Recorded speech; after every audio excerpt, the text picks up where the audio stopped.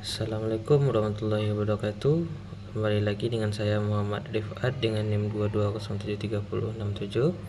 Baiklah, pada hari ini kita akan membahas kembali atau melanjutkan dari pembahasan kewirausahaan kita, yaitu mengenai topik kita pada hari ini, yaitu pengembangan dari kewirausahawan. Langsung saja, yang pertama itu kita bahas ciri-ciri dari seseorang kewirausahawan.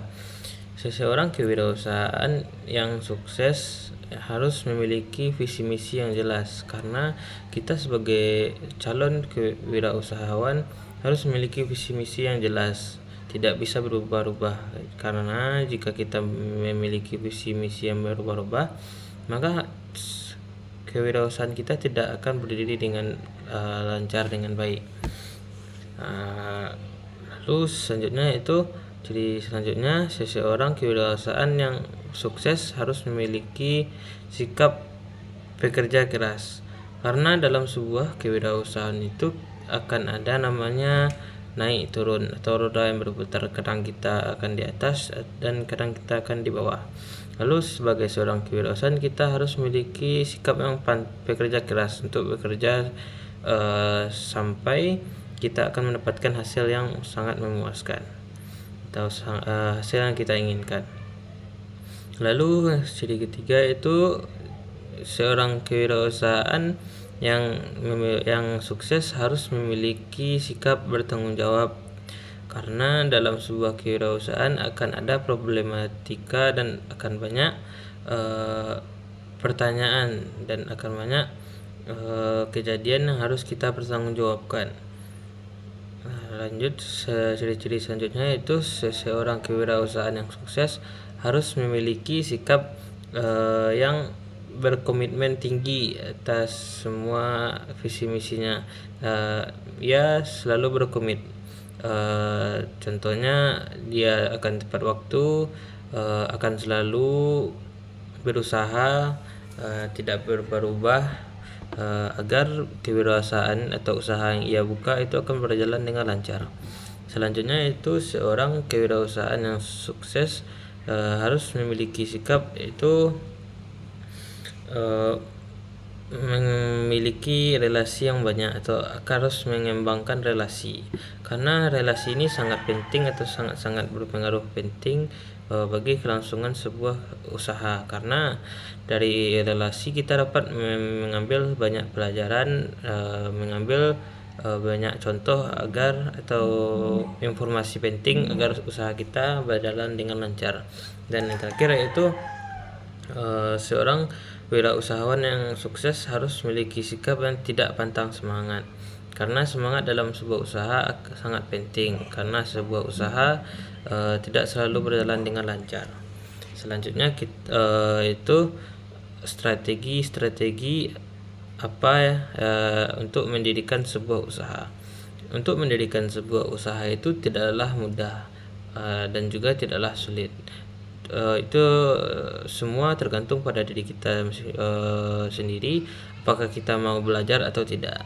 Jadi faktor yang pertama yaitu faktor dari keluarga atau genetis, karena mendirikan faktor ini bermaksud yaitu kita cuma melanjutkan usaha yang telah didirikan oleh keluarga, dan usaha tersebut kita cuma untuk melanjutkan, bukan memulai dari awal.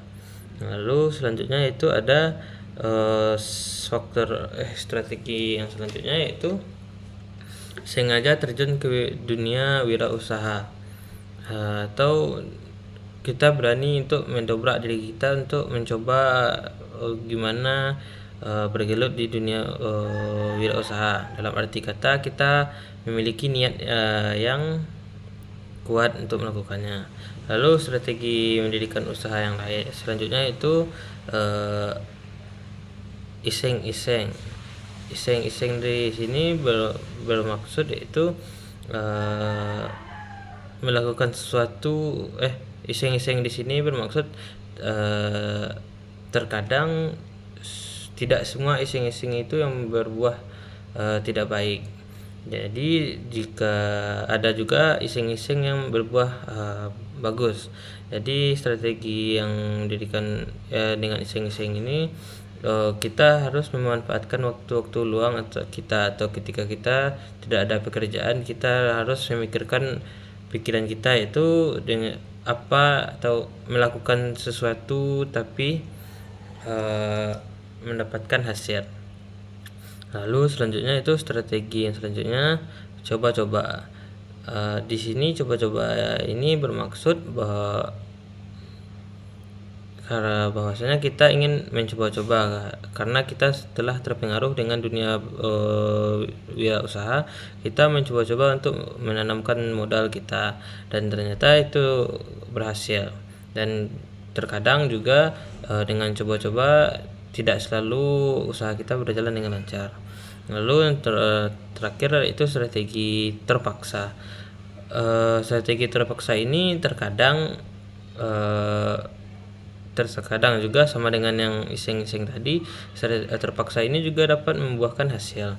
Terkadang dengan terpaksa ini kita dengan seiring berjalannya waktu kita akan merasa nyaman di dunia kewirausahaan ini dan membuat kita berkelanjutan untuk melakukan kewirausahaan tersebut. Lalu cara mendirikan sebuah usaha. Yang pertama yaitu pendirian usaha baru. Pendirian usaha baru ini yaitu bertentangan dengan yang sebelumnya itu yang genetik tadi. Mendirikan usaha baru ini yaitu kita membangun dari nol, dari awal hingga usaha tersebut berjalan dengan lancar dengan modal kita sendiri, dengan kita memikirkan sendiri desain tata letak tata letak tempat usaha dan apa yang kita jual. Lalu cara pendirian sebuah usaha selanjutnya yaitu dengan cara membeli sebuah perusahaan. Dalam arti kata membeli ini itu contoh ada perusahaan yang hampir bangkrut atau sebuah perusahaan yang sebenarnya memiliki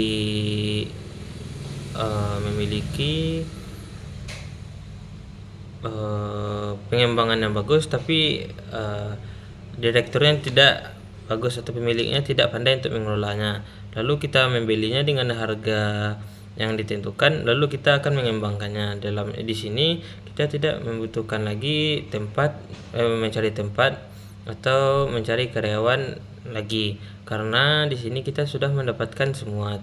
Cuman kita membutuhkan modal yang lumayan tinggi.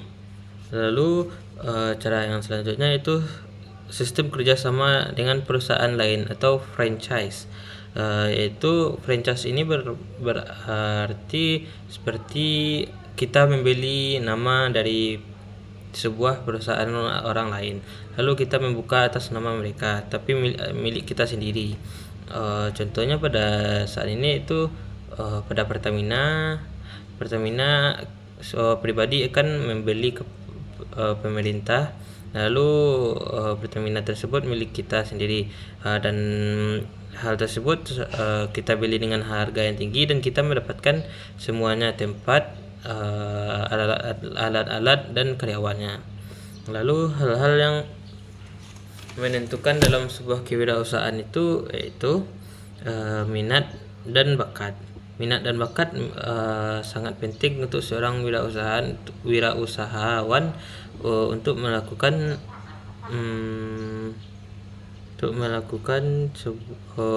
sebuah wirausaha. Lalu hal yang menentukan selanjutnya itu modal. Modal di sini bisa kita dapatkan dari beberapa cara. Itu yang pertama modal sendiri dengan yang kita punya atau tabungan kita.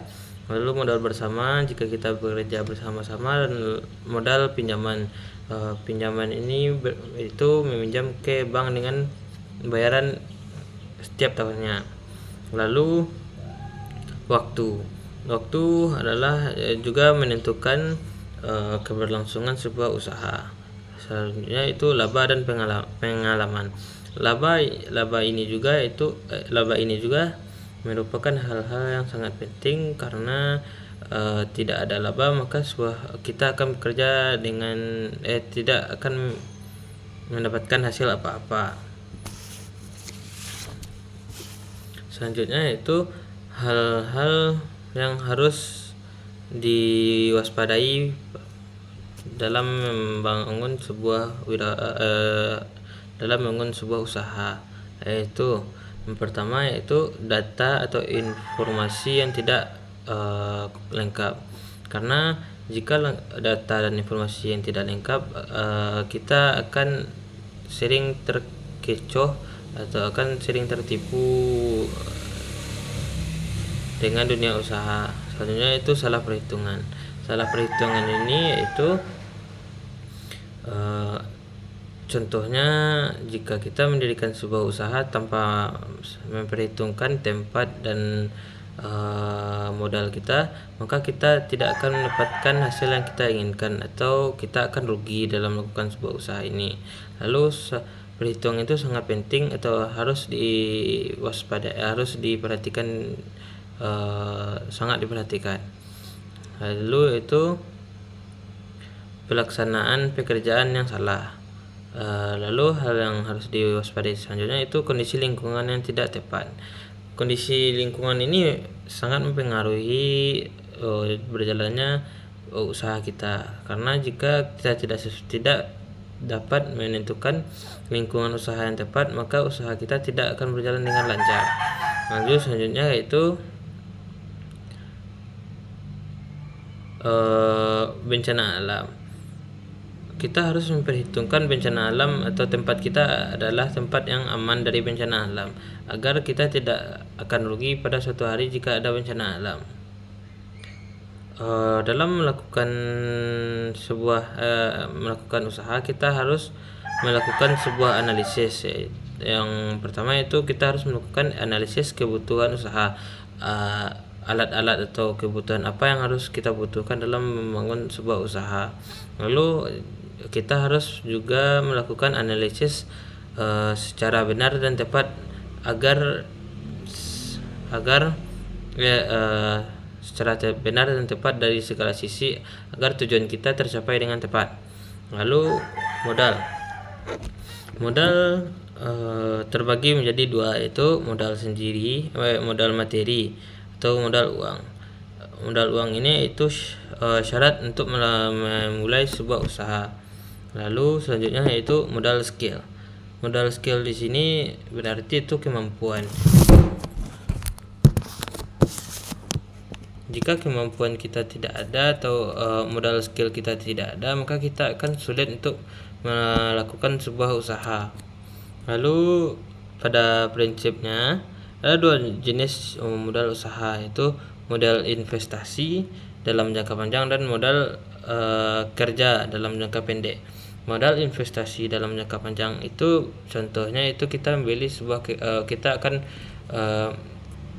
membuka usaha transportasi dan kita membeli sebuah mobil yang berharga ratusan juta, dan modalnya akan baliknya agak lama, tetapi itu akan berjangka panjang. Lalu modal kerja dalam jangka pendek, contohnya itu biaya operasional. Di sini biaya operasional ini contohnya seperti kita berjualan gorengan atau TS. Kita akan membeli bahan-bahannya dan langsung akan mendapatkan hasilnya. Lalu sumber dari modal pertama yaitu diri sendiri, dari tabungan kita dari uang-uang yang kita kumpulkan. Lalu ada namanya modal asing atau modal yang dari luar usaha, dan itu bersumber dari pinjaman dari perusahaan lain atau dari teman-teman, ataupun juga ada modal yang dilakukan bersama atau berkelompok agar bisa berbagi hasil. Lalu hal-hal yang diperhatikan untuk modal usaha, yang pertama yaitu tujuan dari kita membuka sebuah usaha, lalu apa tujuan untuk kita membuka agar usaha itu berjalan dengan lancar. Lalu kita harus memperhatikan kapan untuk membalik modal agar kita tidak rugi di dalam membangun sebuah usaha. Lalu selanjutnya itu berapa besar biaya yang dikeluarkan untuk membuka sebuah usaha dan berapa uang yang harus kita terima setelah membuka usaha tersebut. Hal tersebut sangat perlu diperhatikan karena jika kita tidak memperhatikannya, kita bisa merugi atau kita cuma bekerja menghabiskan waktu kita dengan biaya, contoh dengan kita mengeluarkan biaya 10 juta dan kita terima 10 juta juga, jadi kita tidak mendapatkan laba apa-apa. Lalu kita harus memperhatikan tempat atau lokasi kita untuk membuat sebuah usaha, karena tempat ini sangat-sangat berpotensi untuk berlangsungnya usaha. Jika kita salah menempatkan usaha, maka kita akan mengalami kerugian. Lalu selanjutnya itu tata letak atau tempat usaha. Tata letak ini berarti tempat kita melakukan usaha. Kita harus memperhatikan jika kita membuka sebuah usaha yang besar, kita harus memperhatikan contohnya tempat parkir, WC, dan view yang harus kita jual untuk menarik perhatian orang lain atau konsumen. Hal-hal yang harus kita perhatikan dalam mencari tempat usaha, yang pertama itu jenis usaha apa yang kita buka, dan kita harus memikirkan jika kita buka usaha A, lalu kita harus mencari tempat yang sesuai. Lalu seberapa dekat dengan lalu hal apa yang harus kita perhatikan, yaitu seberapa dekat dengan konsumen-konsumen yang kita inginkan. Contohnya kita ingin membuka sebuah laundry, maka konsumen kita itu kebanyakan itu mahasiswa. Lalu tempat usaha yang paling tepat yaitu dekat dari kampus-kampus. Lalu selanjutnya itu tenaga kerja. Tenaga kerja ini juga sangat berperan penting dalam sebuah kewirausahaan atau jalannya wirausaha. Jika tenaga kerja kita tidak bagus, maka usaha kita akan berjalan dengan tidak bagus. Karena pada zaman saat ini jika tenaga kerja kita tidak bagus, maka konsumen tidak akan senang ke tempat kita. Selanjutnya itu sarana prasarana. Sarana prasarana di sini bermaksud agar konsumen ingin kembali ke tempat kita karena kita memiliki hal-hal sarana prasarana yang mendukung, atau contohnya itu view atau pemandangan, kursi yang bagus, kipas angin, tempat yang dingin, parkiran yang luas. Jadi itulah hal-hal yang harus diperhatikan dalam mencari tempat-tempat usaha. Mungkin itu yang dapat saya sampaikan pada hari ini. Terlebih terkurang saya mohon maaf jika ada kata-kata yang salah. Assalamualaikum warahmatullahi wabarakatuh.